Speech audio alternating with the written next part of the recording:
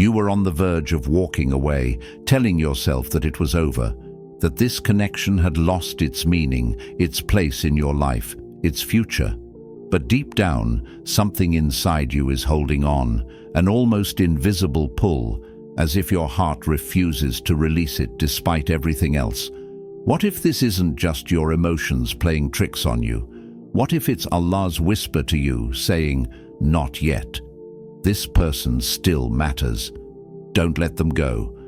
I understand that you're seeking clear answers, wanting to know whether to hold on or let go. But sometimes the answers from Allah don't come in loud, obvious ways. They show up in quiet signs, in a calm heart amidst chaos, in a bond that remains unbroken no matter the circumstances. What I'm about to share with you might just be the reassurance your heart has been waiting for. Stay open, stay receptive. You may realize that this person isn't just a chapter you need to close, but perhaps a page that Allah doesn't want you to turn just yet. 1. Allah's silence is not His absence. There comes a moment when it feels like you've done everything. You've asked Allah with tears, restless nights, and a heart filled with one question: is this person meant to stay in my life, or should I let them go? You've prayed fervently, you've asked for signs, and you've begged Allah to end the connection if it's a barrier. But despite it all, nothing changes. No sudden answer, no clear sign, just silence, a calm stillness. The situation remains unresolved.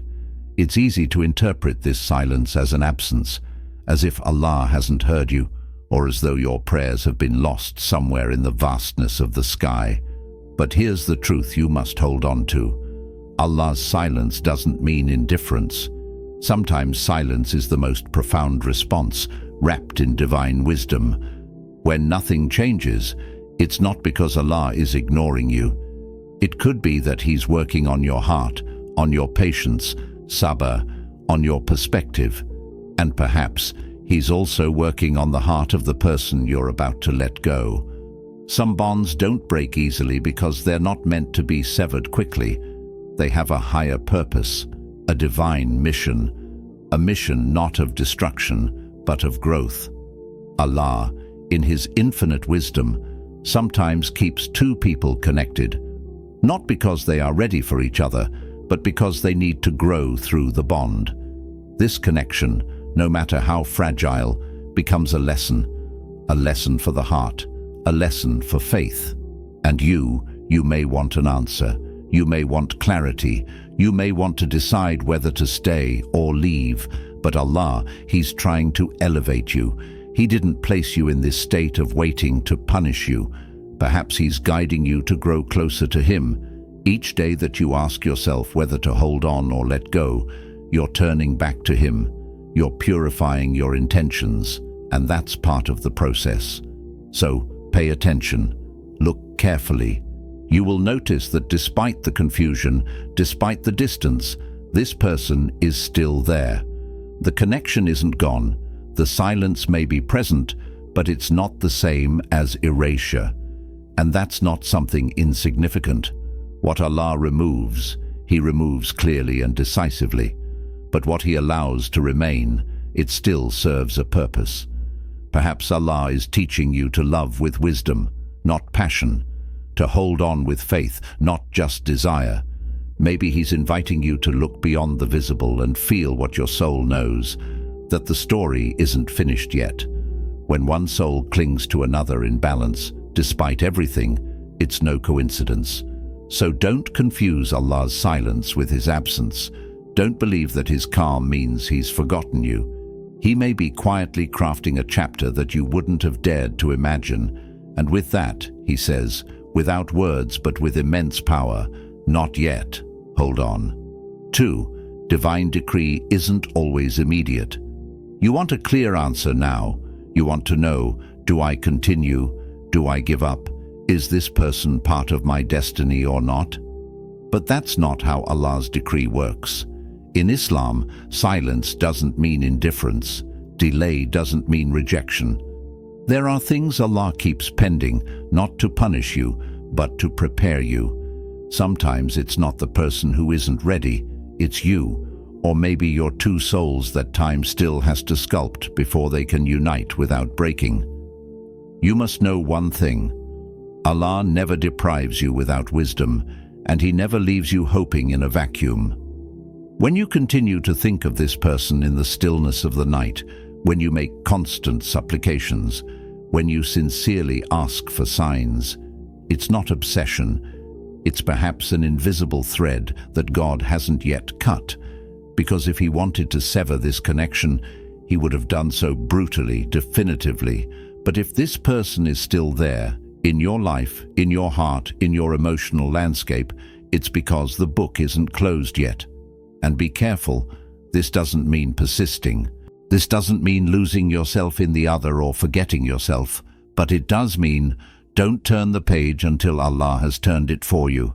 In our human haste, we want everything now, but Allah, He acts with moderation, with divine strategy. He orchestrates scenarios that you only understand years later. What you're experiencing now may be just a learning curve, or the preparation for a more mature, more stable, more blessed bond. Take care of the bond. Don't force it, but don't run away. Respect the silence, but don't confuse it with heavenly abandonment. And above all, don't confuse waiting with wasting time. Because in Allah's universe, there are no wasted seconds. Every delay is a showcase for your growth. So if this person is still here, even in an incomplete form, even at a distance, even in the midst of hardship, it's because the role isn't over. There are still lessons, blessings, or perhaps even a future union that only Allah can control. Be realistic, yes, but don't be closed to divine wisdom. What you don't understand today, you might thank for tomorrow. This bond, if it continues to vibrate in your heart despite the silences, despite the trials, despite the doubts, it may be because it is still alive in Allah's decree. It is not a weakness to cling to what God has not yet taken away. It is a strength to be patient in what God still maintains. But now, ask yourself this sincere question: what if it was still written? Do I really have the right to abandon what God keeps alive? If this message has touched your heart, then share it. Someone somewhere may be about to let go of a bond that Allah wants to preserve. Leave a comment if you feel this message spoke directly to you. Save this video because you may need to listen to it again when you feel like giving up everything. And above all, don't forget, when Allah says hold on, it means that the best is perhaps yet to come.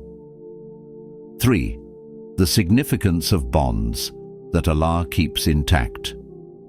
In the divine language, there are words rich with meaning, each one carrying layers of wisdom and depth. Take Al-Rahim, one of Allah's most beautiful names, which is derived from Rahmah, mercy.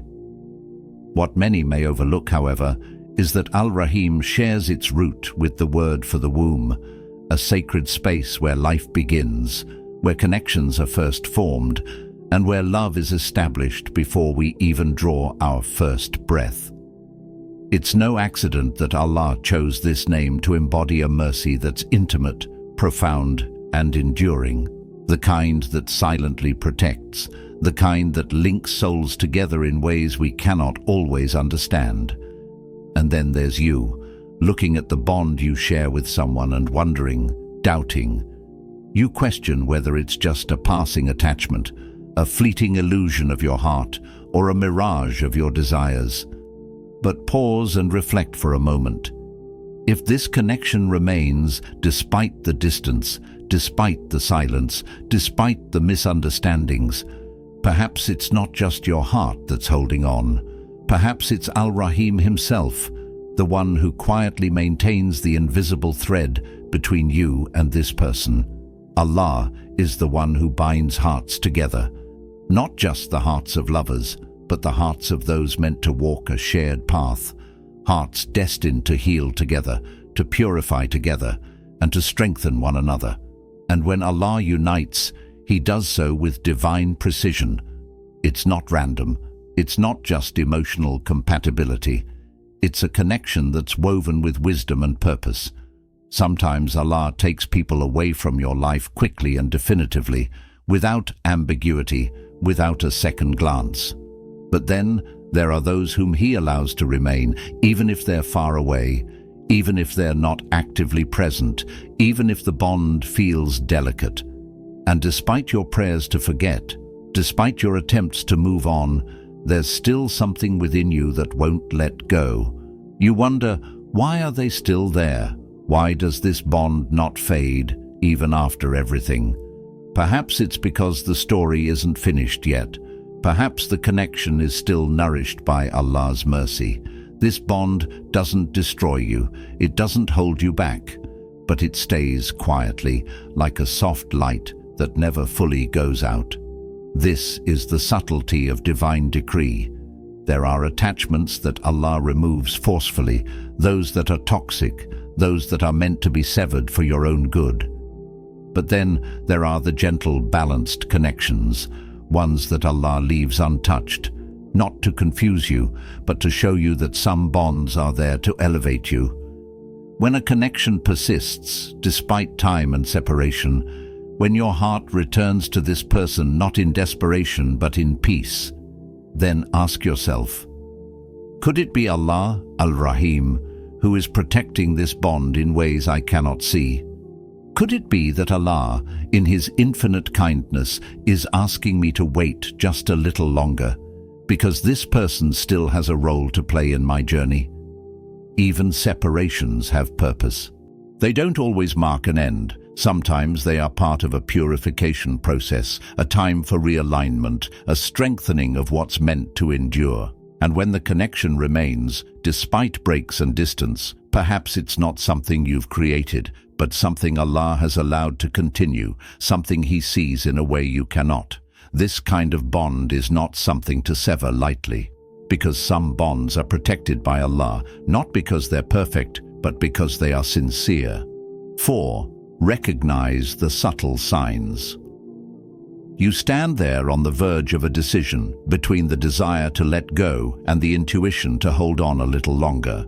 And just as you're about to turn the page, something inside you stops you. It's not fear, it's not an illusion, it's a strange peace, gentle, discreet, but firm, like a warm breeze in the middle of a cold night, like a light scent reminding you of a time you thought forgotten. It's not just nostalgia, it's not just attachment, it's a voice that we don't hear with our ears, but that the soul recognizes. Allah, in His infinite wisdom, does not always speak with words. He speaks with states, with dreams, with silences filled with meaning, with coincidences that aren't. And above all, He speaks with that inner peace that nothing around us can explain. You want to cut it. Everyone tells you to cut it, but your heart clenches gently, as if silently crying out, "It's not time yet." You tell yourself you're exaggerating, that it's just your imagination, that it's an emotional attachment. But what if it's more than that? What if it's Allah al-Rashid, the guide, showing you through this feeling that this person is still a living chapter? Sometimes dreams become reminders. Faces you haven't seen for months suddenly appear in your dreams, but with peace, not pain. Sometimes you come across a verse, a word, an invocation, and you know, without being able to explain it, that it speaks to you about them. And you feel, it's not a coincidence, it's a divine wink. And there's this strange barakah. Despite the arguments, despite the distance, despite the temporary separations, there's a sweetness that returns, a certain ease, a clarity when you think of them, not an obsession, but a direction. You feel that somehow this person is bringing you back to Allah. Even in pain, they're guiding you towards Him. And that's no accident. You have to learn to read the subtle signs, the ones that don't shout, the ones that whisper in your heart, the ones that don't need to be logical to be true. Because Allah doesn't speak to you the way people speak. He speaks the way the Creator addresses His creation, with depth, finesse, and wisdom. So when you feel that calm at the thought of maintaining this connection, listen. When you feel a painful discomfort at the thought of breaking it off, listen too. These aren't just emotions. These may be indicators that He who knows the unseen still wants you to move forward with this person, even if it's in small steps. And if, as you look around you, everything seems to say, give up, but your soul remains at peace when you think of this connection, then remember, Allah does not shout. He inspires, He gently guides, and sometimes He says to you in the language of the soul, not yet. This bond is still alive under my gaze. This connection elevates you. Spiritually pause for a moment. Quiet the noise around you. Ask yourself a single question. Who have I become since this person came into my life? Don't just think about the surface level. Don't just focus on attachment, complications, or even the pain. Reflect on how this relationship has impacted your connection with Allah. Has this relationship stirred forgotten prayers within you? Has it brought you to tears in the quiet of the night, seeking peace in the hands of the All-Merciful? Has it prompted you to purify your intentions, confront your pride, and work on your flaws? This person is not just another figure in your life. They are a divine instrument. Allah often uses the most human of relationships to reach your soul, not because the other person is flawless, but because your growth through this connection is valuable. Your heart becomes more alive. You turn to your Creator, not just in moments of joy, but in the raw vulnerability that only a deep bond can bring out. Not every relationship is meant to be easy or comfortable. Some relationships challenge your ego, force you to reassess your values, and make you confront your true self. It's through this self-reflection that you come closer to Allah. The more you see your own imperfections, the more you realize your need for the one who is perfect. Take a moment to reflect on yourself today. Consider the heart you're rebuilding. Think about the way your tongue now calls upon Allah more frequently, the tears you shed in secret, the way your soul no longer places its hopes only in others, but in the will of your Creator. Do you think that growth is insignificant? It is priceless. When a connection pushes you to prostrate in prayer, when it empties you only to fill you with light, when it breaks you down to build you up, it's likely that Allah didn't place it in your life for mere pleasure, but for your growth. There are people we meet to build our homes, and then there are those we meet to build our faith. So don't just focus on the flaws of the relationship.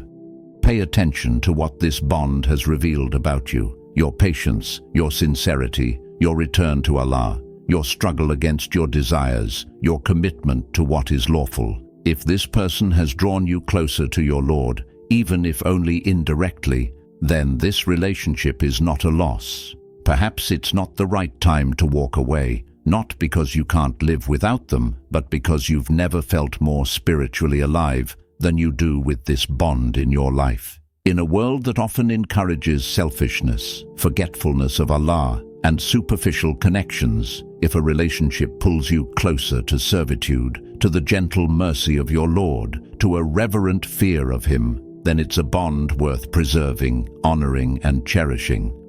Not for what it brings you materially, but for what it awakens in you that is truly noble.